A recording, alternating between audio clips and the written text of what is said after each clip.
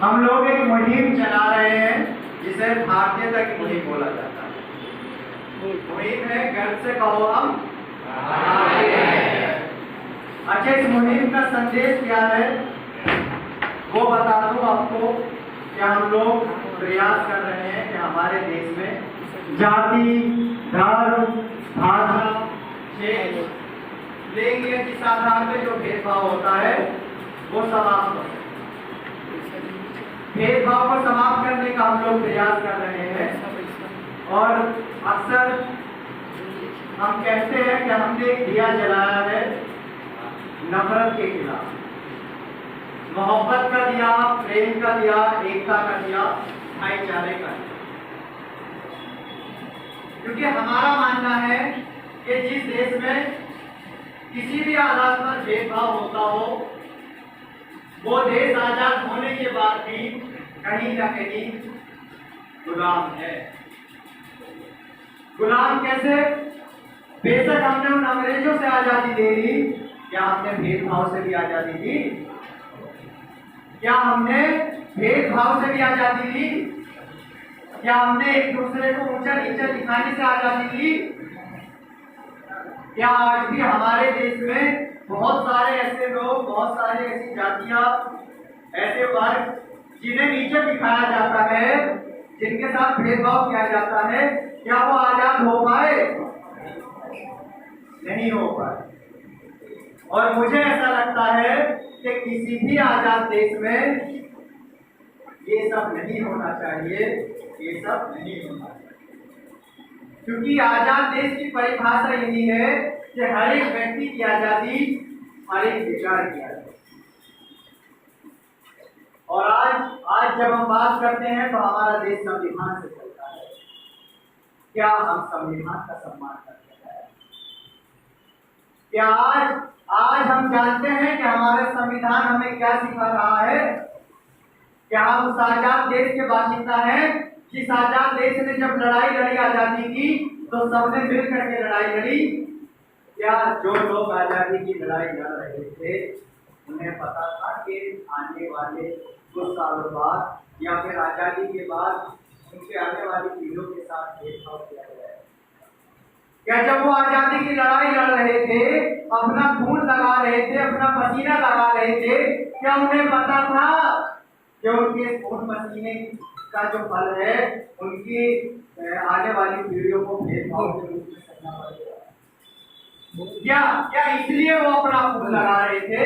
मैं आप लोगों से सवाल करना चाहूंगा, क्या इसलिए उस क्रांतिकारियों ने अपनी जान दी थी? नहीं, वो एक आजाद देश चाहते थे और एक ऐसा देश जिस देश में सबको बराबर का सम्मान मिले। वो एक ऐसा देश चाहते थे जिसमें किसी भी व्यक्ति के साथ जाति, धर्म, भाषा, क्षेत्र के किसी आधार पर भी कोई भेदभाव ना हो। मगर अफसोस कि उस आजादी में जिन लोगों ने खून पसीना लगाया, मूल निवासियों की मैं बात करूं, जिन मूल निवासियों ने अपना पसीना लगा दिया, अपने नस्लें लगा दी, अपना परिवार लगा दिया, सब कुछ शहीद कर दिया, उसके बाद भी उनके आने वाले बच्चों के साथ, उनकी पीढ़ियों के साथ होता है। मैं ऐसा मानता हूँ कि ये सही नहीं है, क्योंकि भारत में रहने वाला हर एक व्यक्ति भारतीय है और भारत में रहने वाले हर एक व्यक्ति को बराबर सम्मान और बराबर अधिकार है। और अगर बात करें हम भेदभाव की धर्म से, तो आज के वक्त में सबसे ज्यादा भेदभाव अगर हो रहा है तो धर्म और जाति के नाम पर हो रहा है।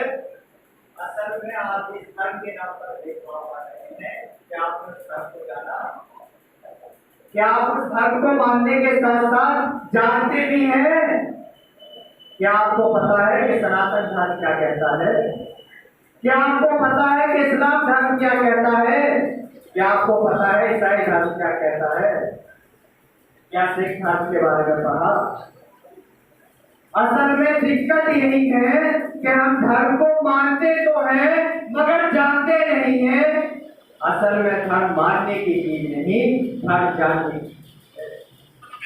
और यकीन मानिए, जिस दिन आप धर्म को मानने के साथ जानना शुरू कर दिया, उस दिन आप लोग इस सोच और इस भेदभाव से ऊपर उठ जाएंगे और ऊपर उठ करके देशवासियों के लिए और अपने लिए काम करेंगे, देश के लिए काम करेंगे। क्योंकि मैंने जब सब धर्मों को पढ़ा तो मैंने सभी धर्मों में कुछ बातें कॉमन देखी, जैसे कि सभी धर्म ये कहते हैं कि आप अपने धर्म को, जिस धर्म को मानते हैं उसे जानिए और उसका सम्मान करिए, मगर साथ ही साथ दूसरे धर्मों का भी सम्मान करना चाहिए। कोई धर्म ये नहीं कहता कि आप अगर अपने धर्म का सम्मान करते हैं तो आप दूसरे धर्म का अपमान करिए, बल्कि धर्म तो ये कहता है कि आप अपने धर्म के साथ साथ दूसरे धर्म का भी सम्मान करिए। तो फिर वो कौन लोग हैं जो हमें धर्म के नाम पर लड़ा रहे हैं और हम लड़ने को क्यों तैयार हैं? क्या हमें पता नहीं हमारा धर्म क्या कह रहा है? जब मैंने सभी धर्मों को पढ़ा तो मैंने एक बात उसमें और कॉमन पाई, वो ये कि हम जिस देश में रहें उस देश को मानना, उस देश के संविधान को मानना भी हमारा धर्म है। अच्छा, अभी मैंने कहा कि देश को, देश के संविधान को मानना भी धर्म है, तो अभी बहुत सारे बच्चों के मन में सवाल आया होगा, टीचर्स के मन में भी सवाल आया होगा कि भाई देश कैसे धर्म हो सकता है, यह संविधान कैसे, या फिर मानना कैसे धर्म हो सकता है? आया किसी के मन में सवाल?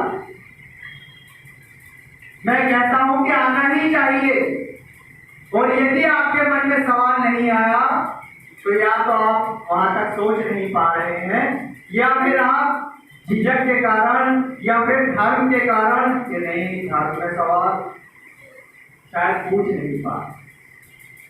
अच्छा, धर्म क्या है ये कोई जानता है? आप में से कोई एक बच्चा ये बता सकता है कि धर्म क्या है? कोई एक भी? 11th-12th के बच्चे हैं ना? क्या कोई जानता है धर्म क्या है? पूजा पाठ करना धर्म है? नमाज पढ़ना धर्म है? मंदिर, मस्जिद, गुरुद्वारे, चर्च जाना धर्म है?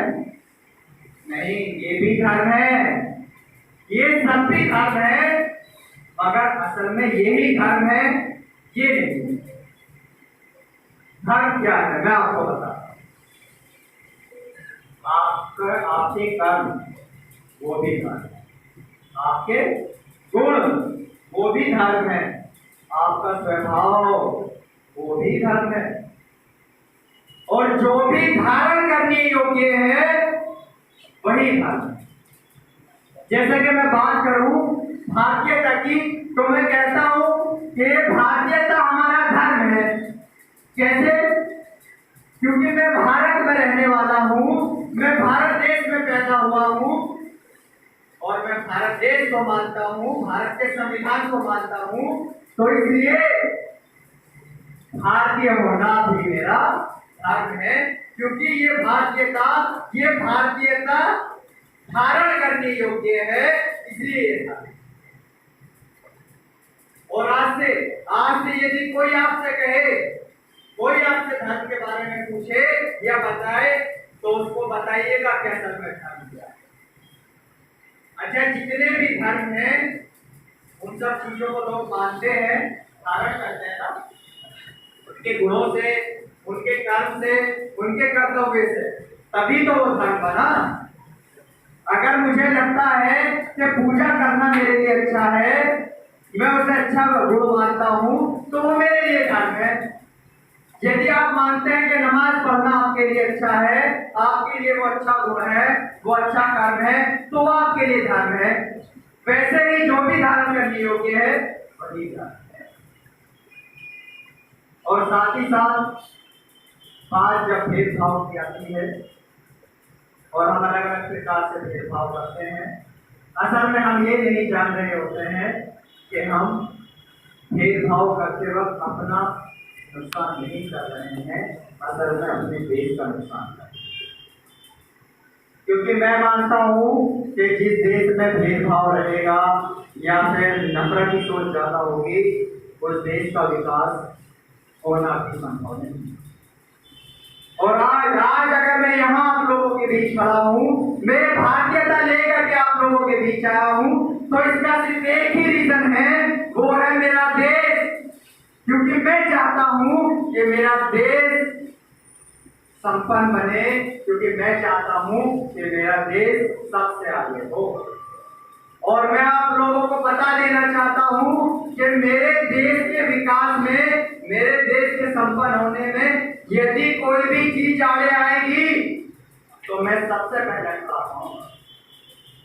क्योंकि जिन क्रांतिकारियों ने देश को आजाद कराने के लिए अपनी जान दे दी, जिन क्रांतिकारियों ने अपना परिवार इस देश के लिए शहीद कर दिया, क्या हम उनकी शहादत को भूल जाएं? क्या हम उनकी जान को भूल जाएं? क्या हम उनके खून को भूल जाएं? हो सकता है कि कुछ लोग ऐसा भी कर दें, मगर मुझे उम्मीद है कि इस हॉल में बैठा एक भी बच्चा ये बात नहीं सहेगा, ये बात नहीं सहेगा।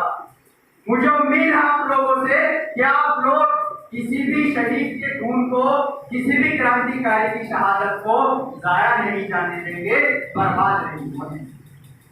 मुझे उम्मीद है कि जब जब बात देश पे आएगी तो आप लोग सबसे पहले खड़े पाएंगे। और ये भेदभाव बहुत छोटी चीज हो जाएगी जब बात देश पर आएगी। मुझे उम्मीद है आप लोगों से कि ये छोटी सी चीज को आप बहुत जल्दी समाप्त कर पाएंगे और आप लोग पूरा सहयोग देंगे देश के विकास के लिए। आप लोग सहयोग देंगे भेदभाव को खत्म करने के लिए। क्या आप लोग तैयार हैं? क्या देश का विकास करने में अपना सहयोग देंगे? क्या भेदभाव को मिटाएंगे? क्या देश के विकास के बीच में आने वाली हर एक चीज को मिटाएंगे? बहुत अच्छे, यही उम्मीद थी। और आप लोग देश का भविष्य है, आप लोग फ्यूचर है इस देश का। आप लोग तय करेंगे कि अगले 5 साल में देश कैसा होगा। अभी मैं सफलता के कुछ पॉइंट बता करके अपनी बात को खत्म करना चाहूंगा, क्योंकि हम लोग करना तो चाहते हैं मगर करें कैसे, उसका रास्ता क्या होगा, क्या ये हम जानते हैं? क्योंकि दिक्कत यही आती है कि हम लोग करना तो चाहते हैं मगर करना नहीं आता। तो मेरे गुरु श्री शाहनवाज चौधरी भारती जी हमेशा एक बात कहते हैं कि जो व्यक्ति यदि कुछ करना चाहता है तो कैसे करना है उसे सिखाया जाता है। अगर आप कुछ करना चाहते हैं तो सिखाया जा सकता है, और यदि करना नहीं चाहते तो उसका कोई इलाज नहीं। तो ये तो आपको तय करना है कि आप लोग करना चाहते हैं, तो उसके लिए आपके टीचर, उसके लिए हम जैसे लोग या और बहुत कुछ बैठे हैं जो आपको सिखा सकते हैं। और यदि करना ही नहीं चाहते तो तब आप खुद से सवाल करिएगा कि आप इस दुनिया में आए क्यों, इस देश में जन्म लिया है। और इसीलिए सफलता के कुछ तरीके कुछ बार बता करके जाऊंगा कि जो लोग करना चाहते हैं वो रास्तों पर चल करके करते हैं और सफल। सबसे पहले आप लोग यदि सफल होना चाहते हैं तो आप लोग जो भी बनना चाहते हैं, अपना नाम रोशन करना चाहते हैं, अपने माँ बाप का नाम रोशन करना चाहते हैं या देश का नाम रोशन करना चाहते हैं, तो सबसे पहले सोचना होगा। क्योंकि जिस बच्चे ने सोचा नहीं है वो आगे करेगा भी नहीं। तो सबसे पहली सीढ़ी आती है सोच की। क्या आप जो बनना चाहते हैं वो आपने सोचा है? क्या आप लोगों को पता है कि आप क्या बनना चाहते हैं? तो सबसे पहले सोचिए कि आप बनना क्या चाहते हैं, आप करना क्या चाहते हैं। जब आप सोचेंगे तो आप वो चीज हासिल करते हैं। ऐसा होता है कि आपने सोचा और वो चीज हासिल करते होता है? सोचने से ही कोई चीज मिल जाती है? हाँ, नहीं मिलती, बिल्कुल। मगर ऐसा भी नहीं है कि बिना सोचे कुछ नहीं। मैं कहता हूं अक्सर कि हम कोई भी चीज जिंदगी में 2 बार पाते हैं। जैसे कि ये मोबाइल फोन, मैं कहता हूँ कि मोबाइल फोन मैंने अपनी जिंदगी में 2 बार पाया। अब आप कहेंगे एक ही तो है सर, 2 बार कैसे पा लिया? एक ही बार तो मिला होगा जब खरीद के लाए होंगे, है ना? मगर मैंने इसे 2 बार पाया। पहली बार जब मैंने सोचा कि मैं मोबाइल लूंगा, मेरे पास मोबाइल होगा, तब मेरे यहाँ एक इमेज बनी। जब मैंने इमेजिन किया तो मेरे दिमाग में एक छवि बन गई मोबाइल फोन की। कैसा होगा? एक बड़ा सा होगा, टच होगी, बटन तो हो गए, साइड में होंगे ऑन के लिए, वो साइज भी सोच लिया कितना बड़ा। तो जब मैंने सोचा तो एक छवि बनी ना मेरे दिमाग में। जब वो छवि बनी तो वो चीज मैंने पा ली पहली बार। अब वो चीज मैंने पहली बार तो पा ली, दिमाग में तो मैं ले आया, क्या उसको दूसरी बार भी मैं पा सकता हूँ? यकीनन आप उसको दूसरी बार भी पा सकते हैं। और दुनिया की कोई ऐसी चीज नहीं है जो आप सोचे और आप उसे ना पाए, मगर उसमें कुछ शर्तें आ जाती हैं, कुछ कंडीशन आ जाती है। जैसे आपने सोचा पहली बार उसको पाया, मगर दूसरी बार पाने के लिए आपको उसके लिए वैसे ही काम भी करने पड़ेगा।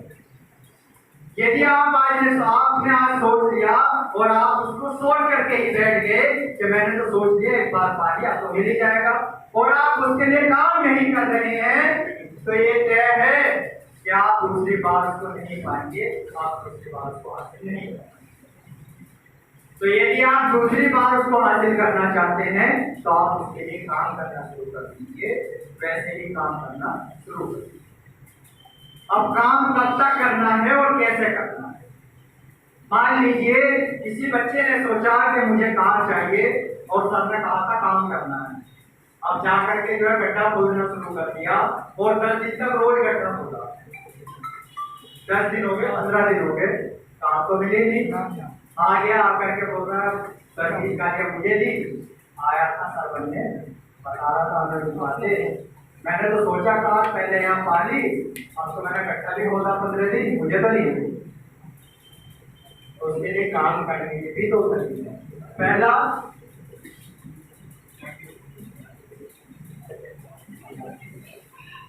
पहला कि आपने जब सोचा तो उस पर जब आप काम करने जाएंगे तो आपको ये भी तय करना है कि आपने जो सोचा कि आप उसी रास्ते पर काम कर रहे हैं, क्या आप उसी के लिए काम कर रहे हैं। जो आपने सोचा है सबसे पहले उस रास्ते पर काम करिए, वैसे ही काम करिए। और तीसरा पॉइंट, निरंतर काम करिए, लगातार, क्योंकि किसी भी चीज को पाने के लिए आपको लगातार काम करना पड़ेगा। जैसे कि हमने अक्सर बचपन में कहानी सुनी है कछुए की और खरगोश की। हम देखते हैं कि कछुआ जो बहुत धीरे धीरे चलता है वो जीत जाता है। क्यों? क्या खरगोश सो जाता है इसलिए? और किस लिए? वो इसलिए जीत जाता है क्योंकि वो निरंतर काम करता है, वो निरंतर चलता रहता है। अगर कछुआ सो जाता है, खरगोश सो जाता है और कछुआ भी पीछे रुक जाता, वो निरंतर काम नहीं करता या वो अपना रास्ता बदल लेता, उस रास्ते पर नहीं चलता, क्या वो जीत पाता? बिल्कुल नहीं जीत पाता, खरगोश के सोने के बाद भी।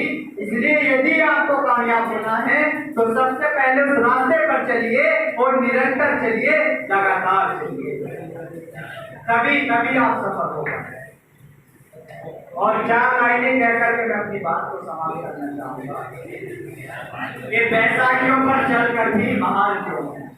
बैसाखियों पर चलकर भी महान क्यों है? जो हमें बांटते हैं वो गुमराह क्यों है? बैसाखियों पर चलकर भी महान क्यों है?